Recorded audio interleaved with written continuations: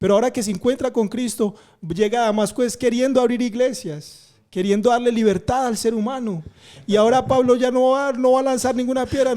Antes, al contrario, Pablo se va a encontrar es con persecución. Pablo se va a encontrar con gente queriéndolo apedrear. Pero yo sé y entiendo que en muchas ocasiones nosotros hemos pasado por esto. Y a veces como Pablo hemos apedreado y hemos querido apedrear a otras personas. Tremendo. Y hoy en día siguen muchos Pablos, ¿sí?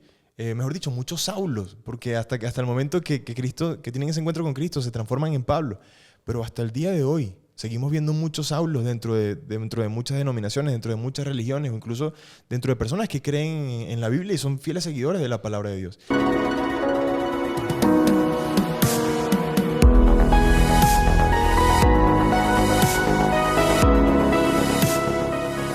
Sí, buenas, bienvenidos a todos una vez más. Qué maravilloso encontrarnos y reunirnos en este espacio. Bueno, en este momento me encuentro con Juan. No nos acompaña en esta ocasión Aldemar por algunas circunstancias. Sin embargo, Alde, te enviamos saludos desde allí donde te encuentras. Un abrazo grande para ti desde acá. Y bueno, Juan, hoy quisiéramos hablar acerca de un tema muy particular. Yo la verdad estoy bastante emocionado de este tema porque hay muchas cosas que para mí se aclararon cuando comencé a entender un poquito acerca de lo que vamos a hablar precisamente. Y bueno, antes de nada, Juan, ¿cómo estás? ¿Cómo te encuentras? Muy bien, Irra, y agradecido con Dios de esta oportunidad que nos da de una vez más abrir su palabra, y un saludo allí a todos los oyentes. Así es, Juan, muchas gracias. Y bueno, básicamente el tema, Juan, para ir directamente a lo que vamos a hablar, es acerca de, bueno, hay algo que a mí me causa mucha curiosidad. Yo estoy seguro que a muchos de ustedes también les debe pasar esto. Probablemente algunos ya tengan como respuesta o conocimiento acerca de esto. Sin embargo, yo sé que hay muchos de nosotros que seguimos con algunas dudas del por qué Dios parece o de cierta forma deja ver, como en el Antiguo Testamento, que permitía algún tipo de acciones que hoy son muy moralmente extrañas. sí serían totalmente condenables, como dicen hoy en día, ya de forma entre los jóvenes, funable, ¿sí? Ya esto sería muy funable para muchas personas. Y entre ese caso, Juan, hay uno muy particular que me gustaría que iniciáramos con eso, porque aquí Jesús está hablando acerca del divorcio. Y yo quisiera que partiéramos de acá, porque yo creo que una palabra que Jesús dice acá es clave para entender mucho este tipo de situaciones que ocurrió y que ocurrían en el Antiguo Testamento y que para nosotros podrían ser muy extrañas.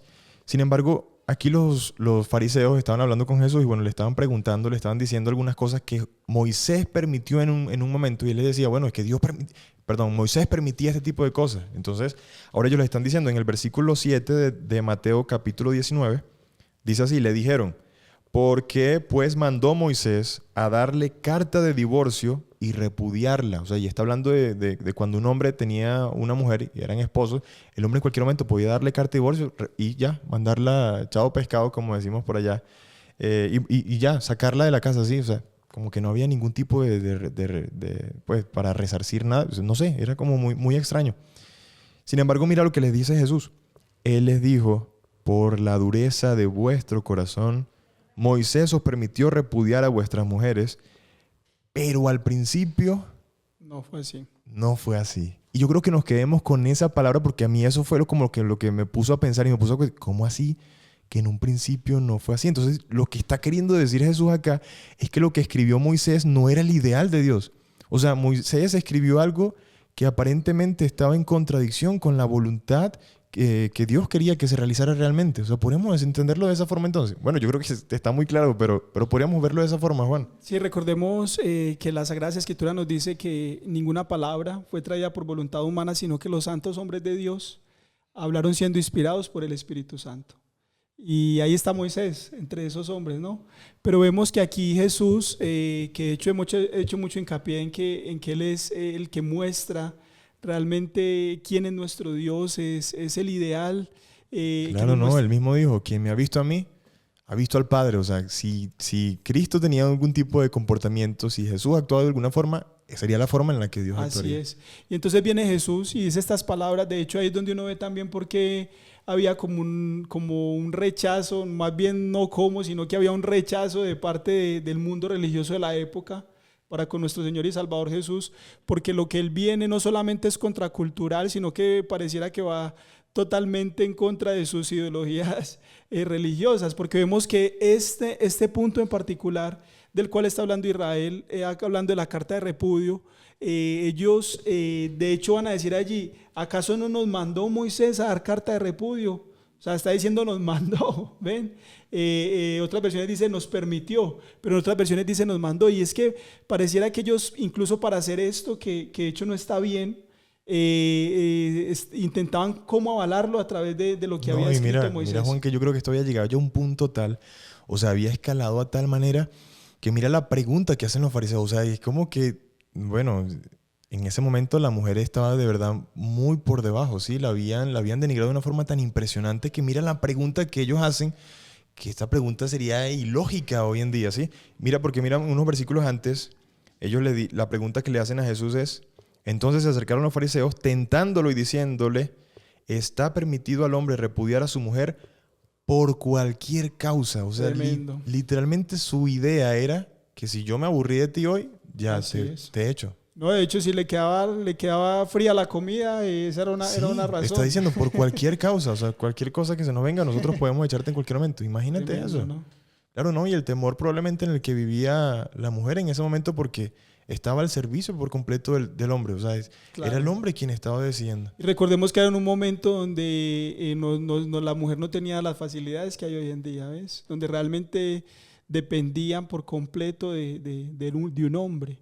Entonces mira qué difícil era la situación para ellas en este contexto, y recordemos que el hombre ha de ser ese consejero y ese protector para la mujer, ¿ves? Así es. Sin embargo, mira cómo se estaba mal usando pues algo que Dios no quería ni era su voluntad.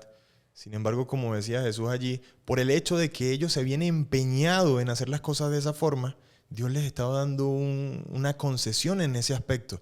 Pero mira cómo habían llegado ya a este punto en el que Jesús ahora se encuentra con ellos.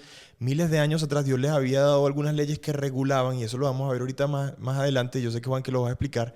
Pero mira cómo a pesar de tantos años que habían pasado, el hombre como que seguía escalando a eso y se hundía incluso más. Porque al llegar a pensar en el tener pues este tipo de pensamiento, de decir que por cualquier cosa yo puedo repudiar entonces a mi mujer, oye, de verdad que la sociedad estaba supremamente degradada para ese Tremendo, entonces. y es que realmente, como bien lo dijo Jesús, eso estaba representando era la dureza del corazón de ellos. Entonces vemos cómo Dios, en medio de la dureza del corazón, Él va a regular las diferentes situaciones que se presentan, y precisamente para evitar un mayor mal, un mayor daño al hombre. Qué tremendo, Juan, qué tremendo, porque mira que me pongo a pensar lo que tú decías ahorita, que cuando Jesús llegó prácticamente fue alguien muy contracultural, pues porque de cierta forma chocaba con los fariseos y con los conceptos que ellos tenían incluso de moralidad para ese momento. Y me pongo a pensar demasiado en el hecho pues de lo que aquí se nos está diciendo acerca del matrimonio, y cómo cuando Dios llega en ese momento, o sea, llega a mostrar algo completamente diferente a todos. Todos ven a Jesús y para ellos Jesús era quien estaba loco, ¿sí? Así o sea, es. Lo interesante es que como dice la Biblia, a lo malo llaman bueno y a lo bueno llaman malo. Sí, ellos habían volteado de tal forma tanto la torta que creían que sus caminos, que en un momento habían escogido, pues, dar carta de repudio o hacer este tipo de cosas, tenía incluso, que ver con la voluntad de Dios. Eso, se habían apropiado tanto de eso, que habían malinterpretado que los deseos que ellos tenían en el corazón era incluso, o sea, de esa forma comenzaron a ver a Dios. Así bueno, es. Es Dios quien nos está permitiendo esto. Y quería decir, Juan, solamente aquí, que mira que cuando llega incluso Jesús, cuando llega aquí a la tierra, Él les dice algo en el Sermón del Monte, y les está hablando incluso del hecho de cuando tu enemigo pues te dé una mano en tu mejilla, un golpe en la mejilla, ¿qué debes hacer tú? Ponle en la otra. Entonces es muy interesante, porque ellos no entendían las cosas de esa forma. ¿Te acuerdas? Había una ley, que era la ley, creo que del Hammurabi, que decía, del talión, perdón. Ojo por ojo y diente por diente. Ojo por ojo y diente por diente, exactamente. Entonces mira que ellos creían, en su concepto, en su ley, que si alguien a mí me golpea, no, yo también le devuelvo el golpe. Si alguien a mí me quita un dedo, yo le quito también su dedo. No, y de hecho el mismo Jesús ahí en el Sermón del Monte, Él va a decir, oíste que fue dicho, amarás a tu prójimo y odiarás a tu enemigo, ¿ves? Mas yo os digo, amad a vuestros enemigos. Y Jesús es lo que está haciendo. Yo creo que ellos quedarían con la boca abierta en ese momento. Y Jesús lo que está haciendo es citando lo que está escrito por Moisés, cuando pronunció esas palabras. Pero entonces vemos que los principios del reino, o más bien del gobierno del reino de Dios, se ven claramente en nuestro Señor y Salvador Jesús, y son totalmente utópicos frente a los reinos de este mundo. Es que ahí nuevamente, Juan, me viene el versículo que hemos estado hablando incluso en los capítulos anteriores, que como son más altos los cielos que la tierra, así son mis pensamientos más que vuestros pensamientos, y como son, y más mis caminos que vuestros caminos. Entonces mira que se marca siempre una diferencia. O sea, cuando yo creo que las cosas son de esta forma, Dios me está diciendo, de hecho leíamos un libro anteriormente, estuvimos allí mirando un libro y leíamos precisamente que aún a los moralistas las palabras de Cristo le causaban escalofríos, ¿no? Porque era totalmente diferente a lo que ellos estaban proponiendo. O sea, a los que daban la moral en ese momento, lo que Jesús les vino a mostrar, o sea, estaba incluso demasiado lejos del ideal. Distante del ideal de lo que Dios realmente quería para el hombre. Entonces, un ejemplo claro es ese. Y también vemos que también incluso en la Biblia se nos habla que hay leyes donde se regulaba el matrimonio con diferentes mujeres, con más mujeres. Por ejemplo, en el libro de Levítico, el capítulo 18, hablando de los actos de inmoralidad, se da de manera específica que no debía tomarse la hermana de la esposa, ¿ves? Como quien dice, entonces, otra que no era la hermana, entonces sí se podía tomar. Tremendo. Y de hecho, por ejemplo, que Dios vemos sí que estaba Abraham, permitiendo allí en ese momento, pues, tener varias esposas. Exactamente. De hecho, también vemos que Abraham tuvo varias esposas, ¿ves? Y varios personajes de la Biblia. Sí, Jacob, Salomón, Salomón, de ellos. ya Salomón es el que se lleva el premio máximo. Salomón Así se lleva el trofeo y el premio doble allí. Porque creo que fue que tuvo 700 concubinas y 300 esposas, si no me equivoco. Pero bueno, lo cierto es que tuvo como 1000 mujeres. Yo creo que ya ese es el tope. Y mira lo interesante, Juan, aquí ya haciendo como un paréntesis. O sea, cómo la vida de Salomón nos muestra un aspecto tremendo del hombre, que es su insaciabilidad, podríamos decirlo de esa manera. O sea, el ser humano es tan tremendo que si Dios no lo regula, todo lo quiere para él, todo lo acapara. Y no tiene un límite en sus deseos. Tanto así que mira Salomón cómo llegó a tener 1000 mujeres. Y dime si eso no traería infelicidad a cada una de esas mujeres con las que estuvo. ¿Cómo Salomón podía dedicarle tiempo realmente a No, y cada de una hecho, incluso había una ley también, hablando de cuando fuese a haber un rey, dice que no amontonaría para sí muchas mujeres, ¿ves? O sea, Salomón realmente está yendo en contra de esa ley, pero si dice que no amontonaría muchas mujeres para sí, es porque entonces algunas pocas de repente sí me hago entender. O sea, cómo Dios va a regular de tal manera. Allí en el Antiguo Testamento vamos a ver muchas leyes, como por ejemplo eso en particular de cómo debía comportarse un rey cuando Dios no quería que hubiese rey.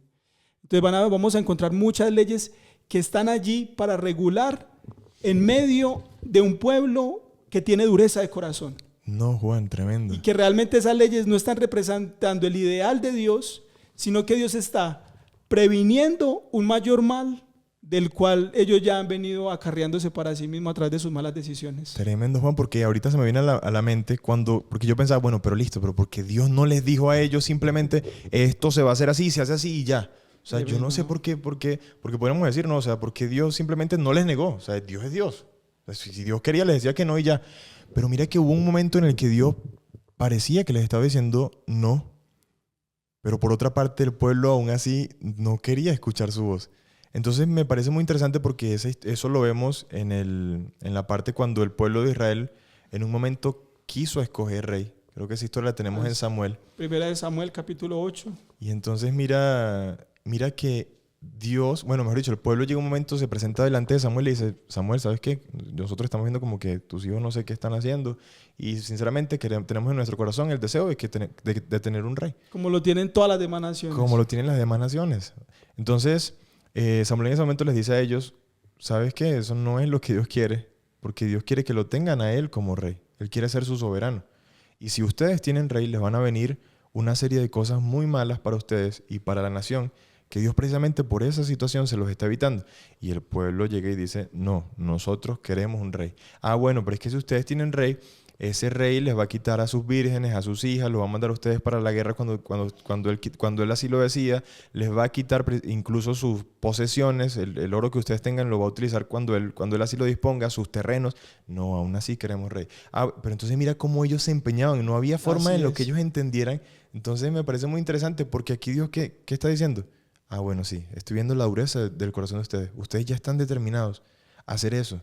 Y yo sé que probablemente, incluso si yo les digo a ustedes que no, por más que ustedes van a terminar haciéndolo. Entonces, como yo sé que ustedes sí o sí lo van a terminar haciendo, les voy a dar incluso reglas y leyes, porque no los quiero abandonar. Porque en mi amor yo decido ir un poquito más con ustedes. Y porque sé que ustedes, aún yendo hacia allá, entonces vamos a darles algunas leyes a ustedes para que incluso en ese mal que ustedes están haciendo no se haga un mal mayor o un mal más grande. Así es, y en esta historia vemos que el profeta Samuel, de parte de Dios, les dice que están cometiendo una locura al tener este deseo en su corazón. Y no obstante, ellos deciden no oír la voz de Samuel. Pero Samuel allí se para en la brecha y Samuel, que sí quiere que se haga la voluntad de Dios en medio del pueblo, dice en el versículo 21, dice, y oyó Samuel todas las palabras del pueblo y las refirió a oídos de Jehová. Pero miren qué interesante lo que dice el Señor. Y Jehová dijo a Samuel, oye su voz y pon rey sobre ellos. Entonces vemos que Dios le va a decir, pon rey sobre ellos. Y de hecho Dios mismo es el que va a indicar quién era el que debía ser el rey. Y hablando en relación a eso, vemos ahí Dios condescendiendo y aún diciéndole a Samuel a quién debía ser ungido. ¿Quién era el que debía ser ungido? O sea, a pesar de que Dios no quiere que tengan rey, Dios les está diciendo, bueno, a pesar de eso yo quiero seguirlos conduciendo, quiero seguir manifestando mi amor, seguir manifestando mis buenos deseos, los buenos deseos que yo tengo para con ustedes. Porque la Biblia dice que yo sé los pensamientos que tengo acerca de vosotros, pensamientos de bien y no de mal. Entonces, cómo Dios poco a poco quiere conquistar el corazón de cada uno de nosotros. Y cómo muchas veces Él tiene que tener algo de permisividad, porque aquí vemos una permisividad, una condescendencia de Dios. Y Dios ya sabía que esto iba a ocurrir. De hecho, vamos a leer el libro de Deuteronomio, el capítulo 17. Y es muy interesante porque esto fue muchísimos años antes de que el pueblo comenzase a pedir rey. Y ya allí en Deuteronomio capítulo 17, en el versículo 14, allá hay un título, de hecho en mi Biblia, que dice instrucciones acerca de un rey. Entonces dice el versículo 14, cuando hayas entrado en la tierra que Jehová tu Dios te da, y tomes posesión de ella y la habites y digas, pondré un rey sobre mí, como todas las naciones que están a mi alrededor, ciertamente pondrá rey por rey sobre ti al que Jehová tu Dios escogiere. ¿Ven? De entre sus hermanos. Voy a adelantarme un poco más y miren las cosas que dice que no debía ser un rey. No tomará para sí muchas mujeres, para que su corazón no se desvíe, ni plata ni oro amontonará para sí en abundancia. Y cuando se siente sobre el trono de su reino, entonces escribirá para sí un libro, una copia de esta ley del original que está al cuidado de los sacerdotes levitas, y lo tendrá consigo y leerá en él todos los días de su vida, para que aprenda a temer a Jehová su Dios, para guardar todas las palabras de esta ley y estos estatutos, para ponerlos por obra. Así que vemos que Dios no quería que tuviesen rey, pero aún así va a dar unas indicaciones para incluso esa mala decisión que está tomando, poderla transformar en una bendición para sus vidas. ¿Ven? Esa mala decisión que están tomando, poderla encaminar, y también para evitar un mayor mal que pueda llegar a venir sobre ellos. Tremendo, Juan. Y muy tremendo lo que estoy leyendo acá, porque aunque tú me estás diciendo que eso eran previsiones o algunas advertencias de lo que Dios les estaba diciendo, que debía evitar hacer un rey. Instrucciones. Esas instrucciones de lo que debía evitar hacer un rey. Me parece muy interesante porque yo aquí estoy viendo como que si Dios no les hubiese dicho, mira, no se tomen muchas mujeres, no se agarren las riquezas, sino que más bien estoy viendo así como lo hicieron como Salomón, por ejemplo. Exactamente. Entonces más bien estoy viendo como si Dios les hubiese dicho, ¿saben qué? Tomen muchas mujeres, tomen mucho... No, tremendo, o sea, ¿no? Porque eso es la realidad que vemos en cada uno de esos hombres. Entonces mira cómo aún así, a pesar, o sea, ahí seguimos viendo la dureza del corazón del hombre. O sea, no, es que el mismo Jesús pudo haber dicho esto, hablando de rey, lo permitió Moisés o lo escribió Moisés por la dureza de vuestro corazón, ¿ves? Es que hay muchos O lo aspectos. permitió Samuel por la dureza de vuestro corazón. ¿Cuántas cosas no pudo haber dicho así? Es. Y de hecho hoy lo que vamos a hacer a través de este estudio es mirar precisamente algunas de esas cosas que se pudieron haber dicho, lo escribió Moisés o lo permitió por la dureza de vuestro corazón, pero realmente en el principio no fue así, o más bien esto no representa el ideal del corazón de Dios. Así es, Juan. Y yo no sé, Juan, de pronto, si pudiésemos hablar de algún tópico en especial cuando nosotros contemplamos y miramos el Antiguo Testamento de cosas que a nosotros hoy en día nos pueden parecer porque de pronto Dios lo permitió. Pero entonces si pudiésemos mencionar alguna, Juan, yo creo que se me viene una a la mente que probablemente es una de las cosas que a mí más me han golpeado cuando yo veo estas historias. Y sé que a muchos de los que nos están oyendo en este momento, tal vez probablemente este tipo de historias también lo hayan hecho cuestionarse, o sea, el por qué Dios permitió este tipo de cosas, o por qué parece que mandaba hacer este tipo de cosas, o por qué aprobaba este tipo de situaciones, y hoy en día sería una locura hacer esto. Y en eso lo que quería decirte, Juan, es, por ejemplo, el apedreamiento, ¿sí? Cuando nosotros hablamos del apedreamiento, o sea, ¿cómo así que? O sea, porque yo digo hoy en día, bueno, listo, vamos a sacar a alguien y vamos a apedrearlo aquí a mitad de la calle porque le está haciendo... Eso sería salvajismo puro. No, para eso la es cárcel, bestialismo. para la cárcel. Claro, y obviamente lo que te llevaría es una condena. O sea, la moralidad de hoy en día nos dice, nuestro sentido moral hoy en día nos dice que eso es tremendo, algo, ¿no? Pues sí. No, y de hecho me gustaría leer una ley en particular, hablando en relación a eso, dice Levítico, capítulo 20, verso 10, dice, si un hombre cometiera adulterio con la mujer de su prójimo, el adúltero y la adúltera indefectiblemente serán muertos. Tremendo, porque aquí dice que ambos, ¿qué? ¿Serían qué? Deben ser muertos. Ambos debían ser apedreados, ¿ves? Imagínate hoy si eso aquí en Medellín nos quedaríamos sin ciudad. Qué locura.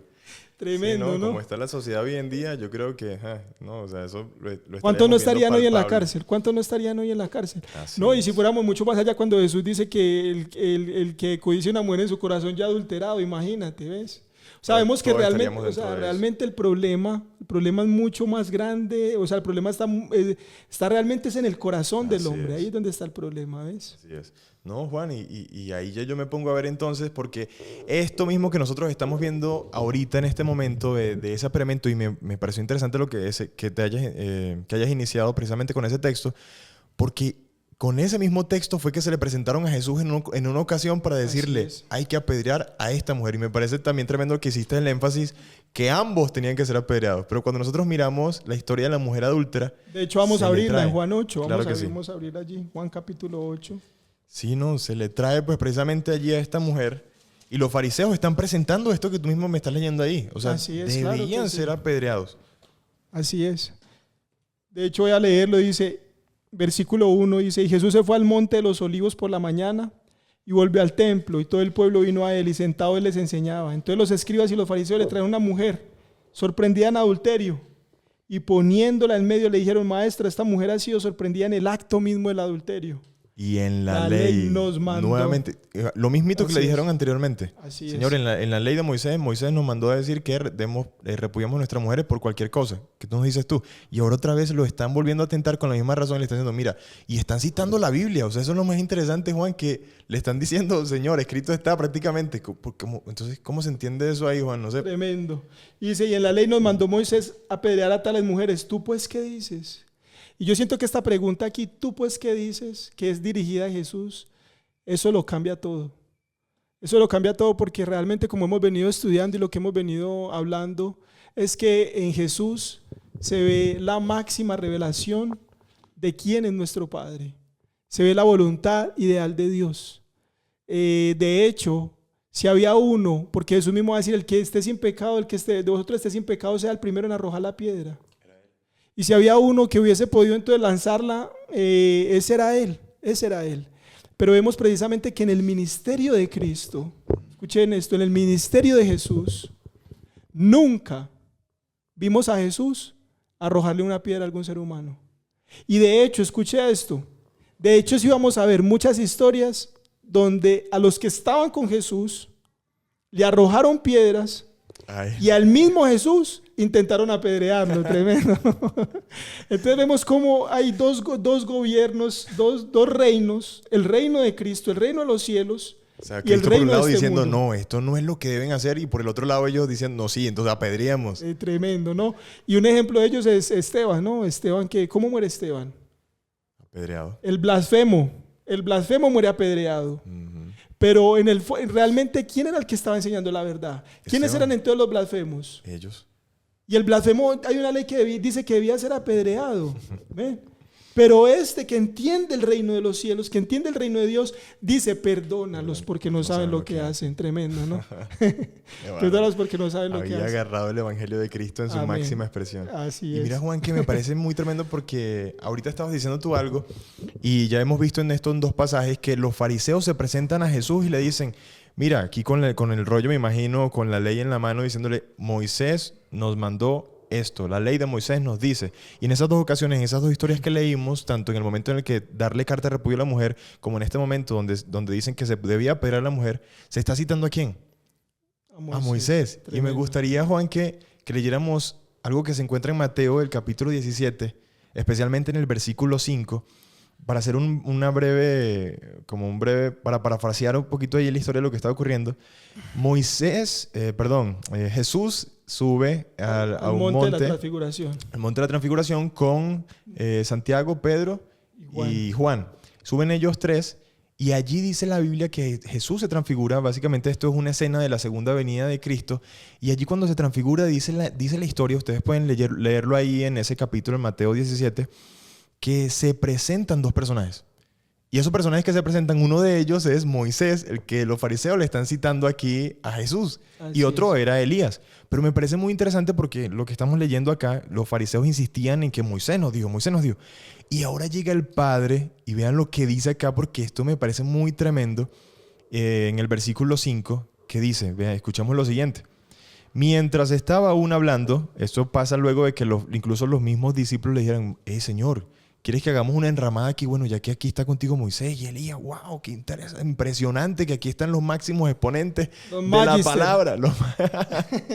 Los máximos exponentes, los escritores de la palabra. Señor, vamos a hacer una enramada, pero ya aquí con esto tenemos completo pues el reino aquí terrenal. Pero llega ahora Dios, dice que hay como una luz, por un momento ellos no pueden ver. Desaparecen estos dos personajes y queda únicamente ¿quién? Cristo. Queda únicamente Cristo. Y lo más interesante es que hay en ese momento, dice, mientras estaba aún hablando, ya que una nube luminosa los cubrió y una voz salió de la nube diciendo, y con esto yo creo que esto debería ser clave para nosotros, Juan. O sea, yo creo que con esto, si nosotros entendemos esto, yo creo que entendemos todo. Así es. Porque mira lo que les dice, este es mi Hijo amado en quien me complazco. A él oíd. Y es muy tremendo porque esto se lo dice después que ellos desaparecen. Queda Jesús solo y les dice él. A él es a quien tienen que a él oíd. Y es tremendo porque, ¿sabes? Pablo entendió esto, el apóstol Pablo. Recordemos que en el momento en que Esteban estaba siendo apedreado, Pablo estaba en contra del reino de Cristo, ¿ves? Y Pablo estaba con aquellos que estaban apedreando a Esteban. Claro, ¿no? Incluso fueron a llevarle las batas, dice, las túnicas de Esteban delante de los pies de él. Tremendo, ¿no?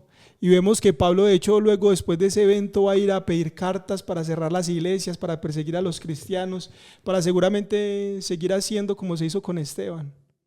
Pero cuando Jesús se le aparece en el camino, cuando se le aparece Cristo en el camino, vemos que ahora vemos a un Pablo que va llevando a las diferentes regiones, porque él va hacia Damasco queriendo cerrar la iglesia, queriendo coartar la libertad del ser humano.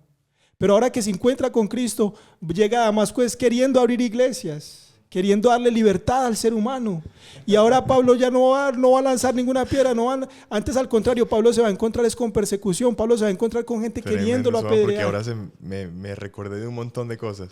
Y por eso el apóstol Pablo él va a escribir lo siguiente, hablando hincapié en lo que dice allí, dice, Hebreos capítulo 1, el versículo 1, dice, Dios, habiendo hablado muchas veces y de muchas maneras en otro tiempo a los padres por los profetas, en estos postreros días nos ha hablado por el Hijo, a quien constituyó heredero de todo y por quien asimismo hizo el universo. Entonces Pablo entiende que ahora él tenía que ver toda la revelación era a través de ¿quién? De Cristo, porque Cristo, la vida de Cristo sí que representa el ideal del corazón de Dios. Qué tremendo, Juan. Claro, ¿no? Y es nuevamente lo que decimos ahorita, Y lo que seguimos repitiendo, que Cristo, creo que era Felipe, creo que fue el que le dijo a Jesús, muéstranos al Padre, ¿sí? Estaba delante de Jesús y les estaba diciendo, muéstranos, porque yo creo que verían algo tan diferente en Jesús que ellos decían, pero Señor, no, pues queremos ver allá, al Supremo, ¿sí me entiendes? Al que está allá arriba, porque estamos viendo pues como que tú no eres el que anda así como con la vara, pues, así es. fuerte. No, y de hecho pues, ya llevan 3 años ya caminando con Jesús. Y aún Felipe no había podido comenzar a ver el Padre a través de Cristo. Imagínate. Porque le estaba presentando un reino totalmente diferente a lo que ellos esperaban. Exactamente. Y ahora llega Felipe y le dice, Señor, Maestro, muéstranos al Padre. Y Jesús le dice, ya va, espérate aquí un momentico. Hace tanto tiempo que estoy con vosotros y no me habéis visto. O sea, ¿cómo es que nos dicen, muéstranos al Padre? ¿El que me ha visto a mí? Ha visto al Padre. Ha visto al Padre. O sea, básicamente Jesús le estaba diciendo, lo que yo les estoy intentando decir, lo que yo les he mostrado con mi vida, es una representación de lo que el Padre hace y de lo que el Padre haría. De hecho, en ese contexto mismo, Jesús mismo va a decir, yo soy el camino, la verdad y la vida. Nadie viene al Padre si no es por mí. Entonces, cuando vemos allí, ¿qué es lo que está diciendo realmente Jesús? Yo soy el camino hacia el Padre, soy la verdad respecto del Padre y soy la vida del Padre. ¿Ven? Entonces, Cristo viene a manifestar a Dios en todo su esplendor, en su máxima expresión. Y entonces, si Cristo representa el ideal del corazón de Dios, y Él nunca apedreó a ningún ser humano, al contrario, defendió a los que iban a apedrear. Entonces, ¿por qué vemos esas leyes allí del apedreamiento? Y sería muy interesante precisamente, Irra, entender por qué esa ley del apedreamiento. Porque vemos que cuando viene Cristo le quita la práctica del apedreamiento, se la quita a su iglesia. ¿Ven? Así es, porque si no, yo creo que seguiríamos en esa tónica. Claro, y Jesús es el mismo ayer, hoy y por los siglos de los siglos. Juan, yo no sé, pero mira que a mí me pasó una vez un caso, sí. Y yo creo que esto a veces debería dejarnos helados, ¿sí? O sea, y te lo digo helado, Juan, porque a veces malinterpretamos tanto y como que no hemos entendido eso que Dios nos dijo ahí. Este es mi hijo amado, a él oíd. Actúen como actuó él, ¿sí? Cristo dijo, ejemplo os he dado para que como yo he hecho, vosotros también ¿qué? Hagáis. Vosotros también hagáis. Así deberíamos actuar nosotros. Amén. Y lo que tú estás diciendo, Juan, Cristo nunca apedreó a nadie. Pero una vez yo me metí en Facebook y por eso yo digo que esto nos debería dejar a nosotros la piel helada. Porque me parece algo tan desastroso, Juan, pero yo sé y entiendo que en muchas ocasiones nosotros hemos pasado por esto. Y a veces como Pablo hemos apedreado y hemos querido apedrear a otras personas. Tremendo. Y hoy en día siguen muchos Pablos, ¿sí? Mejor dicho, muchos Saulos. Porque hasta el momento que tienen ese encuentro con Cristo se transforman en Pablo. Pero hasta el día de hoy seguimos viendo muchos Saulos dentro de muchas denominaciones, dentro de muchas religiones, o incluso dentro de personas que creen en la Biblia y son fieles seguidores de la palabra de Dios. Y me parece muy interesante, Juan, porque una vez, eso es lo que te quería contar, entré a Facebook y veía en uno de los comentarios porque había unas personas que estaban tocando música de la iglesia como muy subida de tono, como con mucha batería y todo eso. Y decía como algo así como que lamentable, que bueno, que la iglesia se esté perdiendo, que esté entrando la mundanalidad, que no sé qué más. A estos hermanos, si fuera por mí y si tuviese la posibilidad, los apedrearía a todos ellos porque esto no hay que permitirlo en la iglesia. Y yo me quedé impresionado. ¿Cómo así? ¿Es en serio? Y de hecho, sin darse cuenta, él ya estaba ahí practicando el apedreamiento. Lo estaba apedreando, claro, que es lo que dijo Cristo. Así es, ¿no? Y es que hoy apedreamos con sarcasmo. Hoy apedreamos cuando hay palabras de injuria y de enojo contra mi hermano. Hoy apedreamos cuando incluso le decimos a otro hermano, le decimos apóstata, sin darnos cuenta que el mismo Jesús dijo, con la medida que mides serás medido, y con el juicio con que juzgues serás juzgado. Y el apóstol dice, juicios y misericordia será con aquel que no hace misericordia. La misericordia triunfa sobre el juicio. Entonces, cómo precisamente esta práctica del apedreamiento no está representando a Cristo, sino que esta práctica del apedreamiento está representando la dureza del corazón. Es el reflejo de lo que hay dentro de nosotros. Exactamente. Y es el reflejo de los mandamientos. O sea, que cuando vemos los mandamientos, Juan, yo creo que Dios nos está... O sea, cuando Dios nos da los mandamientos a nosotros, es porque sabe que hay un problema allí. Él sabe, cuando Él nos dice a nosotros, no matarás, es porque el ser humano es asesino. Exactamente. No adulterarás, Es porque Él sabe que el ser humano es adúltero. Y es por eso que lo está diciendo, no matarás, lo está diciendo en un futuro imperfecto, no matarás, ¿ves? Ahora ya eres eso, ahora ya lo eres. Pero cuando obra en tu corazón no lo harás, porque yo soy Jehová tu Dios que te sacó de tierra de Egipto, de casa de esclavitud. Y la esclavitud precisamente es el pecado. Entonces, ¿por qué en las tablas de piedra, el decálogo, que de hecho está escrito en piedra porque también representa como el corazón del hombre duro, pero realmente Dios desea escribir ese decálogo en las tablas del corazón, y dentro de ese decálogo está la palabra no matarás? ¿Y por qué entonces esa no la recordaba? ¿Por qué cuando iban a lanzar la piedra, por qué no recordabas de ese no matarás? Tremendo, ¿ves? Juan. Y qué tremendo eso que estás diciendo, porque ahorita, volviendo a lo que estabas diciendo ahorita sobre la piedra, mira que el mismo Jesús dice, o sea, Jesús escribió los mandamientos en tablas de piedra y Él dice más adelante, os quitaré ese corazón de piedra y os daré un corazón de carne. Exactamente. Mira cómo Dios está ahora cambiando las cosas y mostrándole a ellos precisamente eso que decía, la dureza de su corazón. O sea, ahí está eso. Y ustedes no quieren modificar eso. Y ahora viene Cristo y es tan interesante, Juan, porque Dios hace manifiesto precisamente lo que está allí en nuestro corazón. A veces nosotros no queremos aceptar la maldad que hay acá, pero cuando se presenta la oportunidad, ¿cómo actuamos? O a veces nosotros podemos parecer de cierta manera los más tranquilos, ¿no? Pero ¿qué cuando se presenta la oportunidad? Y allí se estaba presentando la oportunidad delante de los fariseos. Y mira cómo actuaron ellos. Quisieron apedrear a la mujer. Pero delante de Cristo, ¿qué pasó con esta mujer? Encontró vida. Y me parece muy interesante, Juan, porque ellos sin darse cuenta, los fariseos estaban haciendo evangelismo.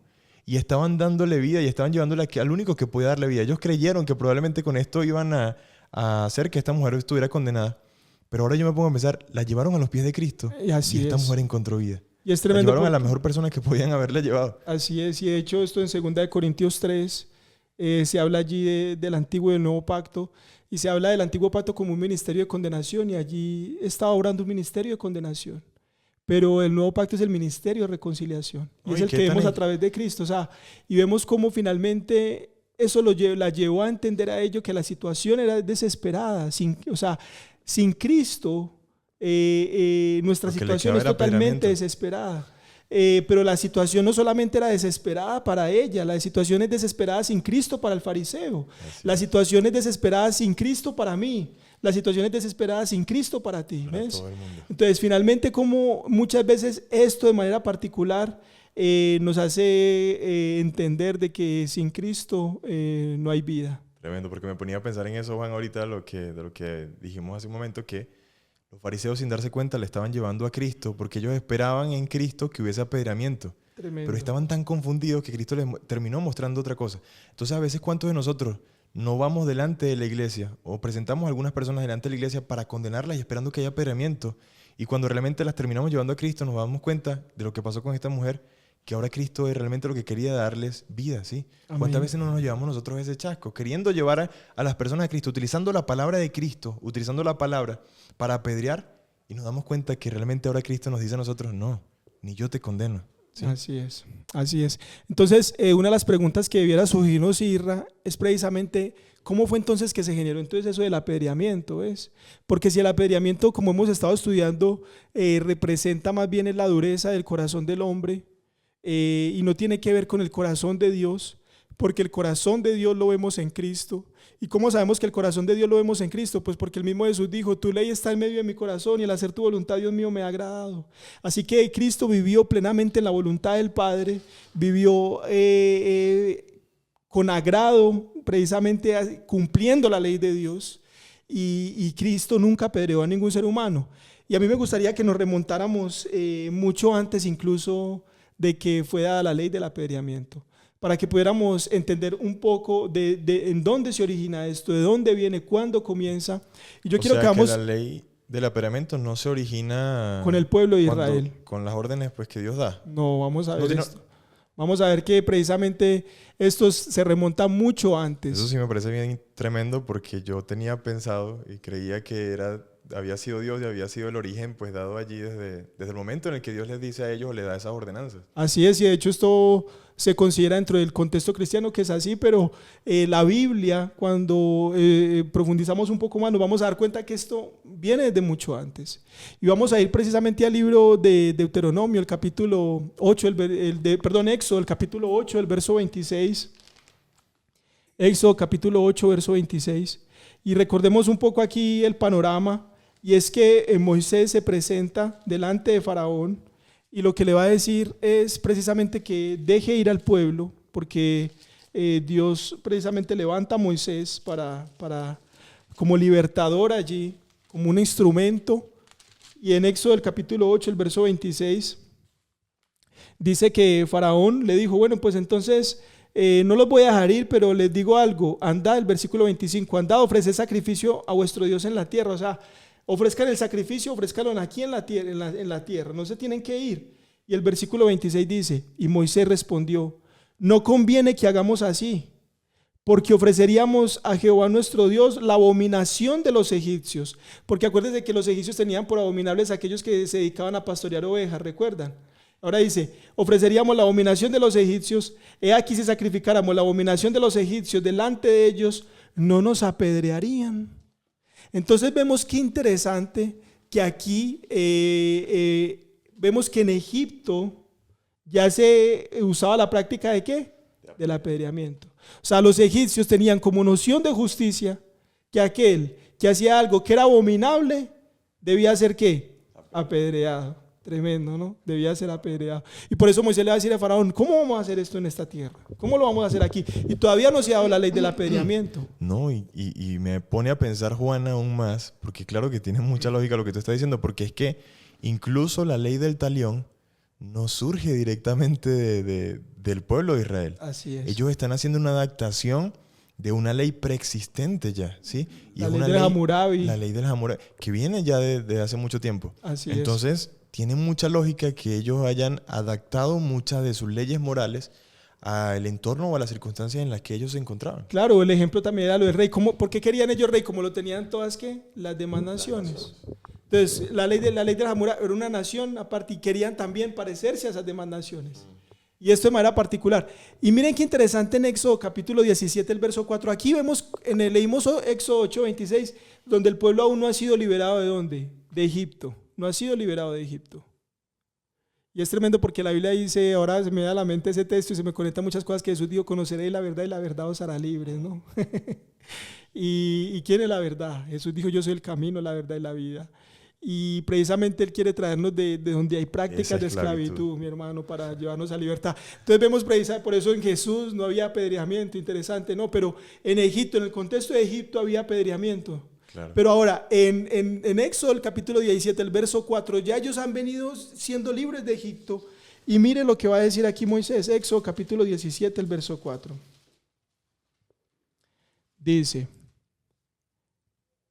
porque el pueblo estaba renegando, el pueblo estaba reclamando.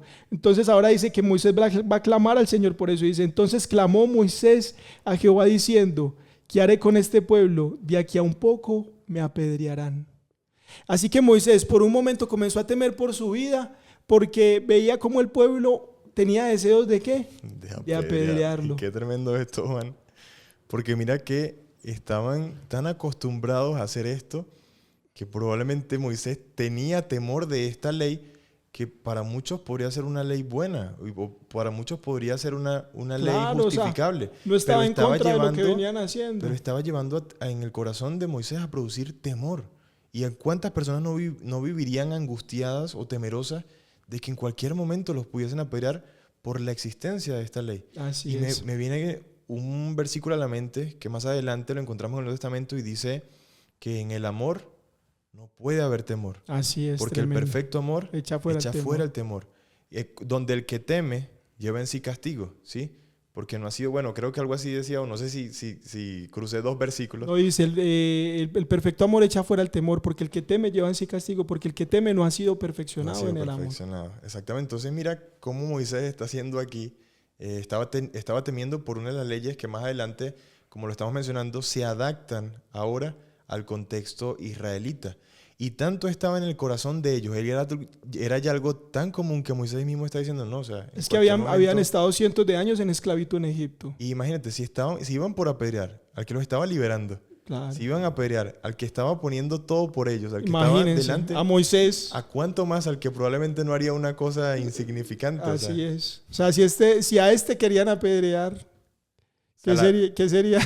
imagínate, o sea, la realidad de la muerte estaba tan palpable en el corazón de ellos que para ellos eso era una opción, como decíamos como decían los fariseos, no nos mandó Moisés a que repudiáramos a nuestras esposas por cualquier cosa. O sea, que prácticamente ellos están diciendo aquí, no podemos apelar por cualquier cosa. O sea, literalmente era...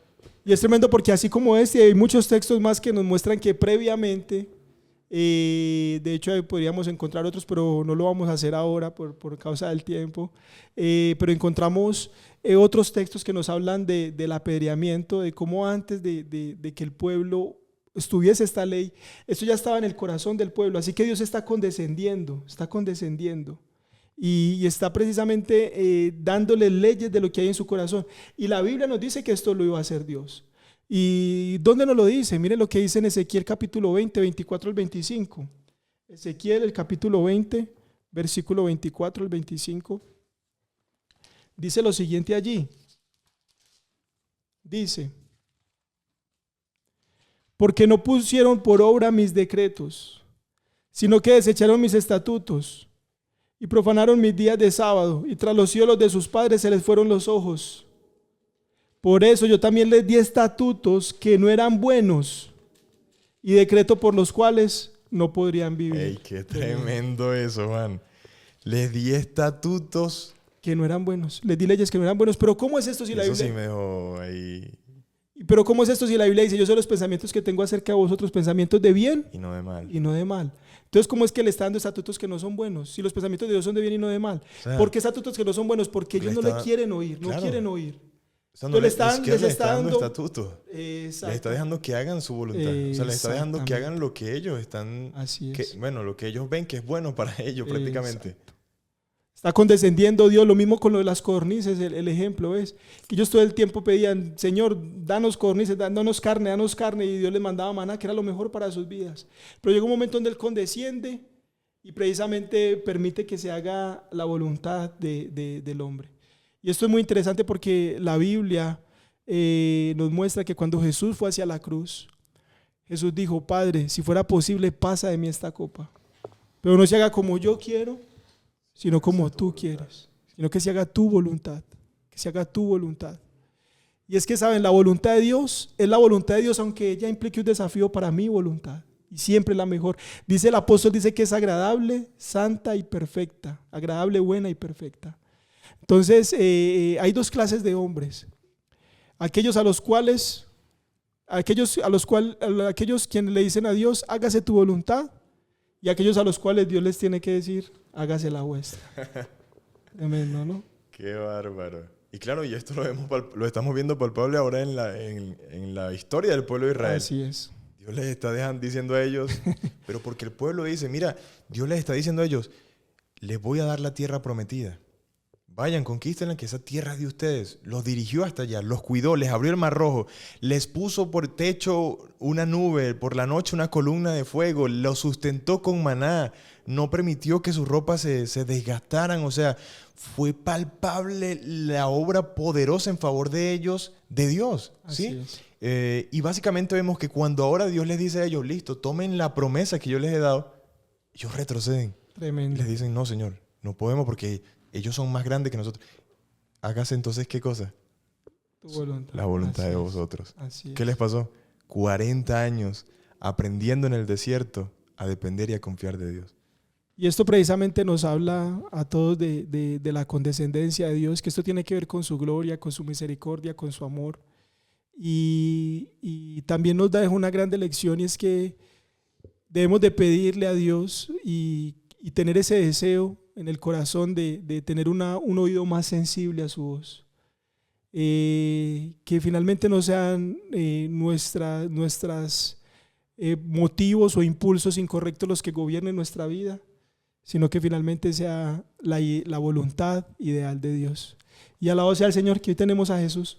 Tenemos Amén. a Jesús. Tremendo, Juan. Bueno, Juan, sin duda alguna no lo pudiste haber dicho de una mejor forma, porque sin duda alguna es permitir que sea Dios haciendo. Y a veces nos dejamos llevar por la dureza de nuestro corazón.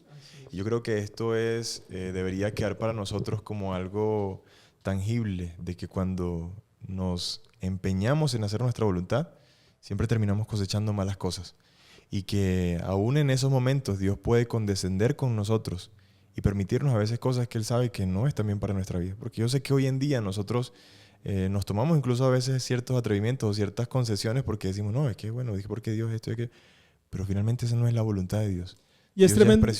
Ya expresó su voluntad en su palabra. Y hay nosotros sabemos. Y hay un ejemplo que no me gustaría dejar pasar allí, Irra, porque siento que lo hace muy tangible, y es el ejemplo del cazador, de la historia del cazador. Okay. Y es que no había un pueblo donde había un hombre que él no le gustaba matar animales, no quería nunca matar ningún animal, hacerle daño a ningún animal, pero en el pueblo los hombres todos se dedicaban a la caza, era muy natural que se dedicaran a la caza, a cazar animales. Pero entonces este hombre tuvo un hijo y el hijo tomó la decisión de ser como los demás hombres, no como su padre, sino de ser como los demás hombres. ¿Y qué hizo su padre? Su padre entonces lo que le dijo fue, bueno, hijo, tú decidiste casar, yo voy a respetar tu decisión, pero entonces vamos al bosque. Y dice que tomaron el rifle, el padre tomó el rifle, puso a lo lejos una botella para poner allí, para dar en el blanco, le enseñó cómo jalar el gatillo, cómo debía apuntar. ¿Y todo esto para qué? Para que su hijo no se fuera a hacer daño con esa arma y para que su hijo no fuera a dañar a otra persona que quizás estuviese pasando por allí. Entonces, quizás alguien pase y diga, pero este hombre es mentiroso, ¿cómo es que dice que no es cazador y aquí está enseñándole cómo cazar a su hijo? ¿Ves? Claro, sí, que son las preguntas que podríamos pensar de Dios. ¿Cómo es que Dios dice esto? No, pero ahí la ley dice que él sí debía hacer esto, ¿ves? Y vemos precisamente que el que conoce a ese padre está precisamente tratando de prevenir un mayor mal para su hijo porque y para los que le rodean. Están tan empeñados. O sea, es que yo me pongo a imaginar en esa historia, tomando ese mismo ejemplo, Juan, o sea, el hijo de pronto agarrando el arma del papá allí escondida a medianoche porque él no se aguanta las ganas de salir a cazar porque está en el ímpetu de pronto de su juventud, de la adrenalina. Yo quiero vivir, quiero experimentar eso, cómo se siente cazar, cómo se siente de pronto matar a un animal. Pero el padre sabiendo que eso era obviamente algo incorrecto y que le iba a traer de pronto alguna repercusión a su hijo.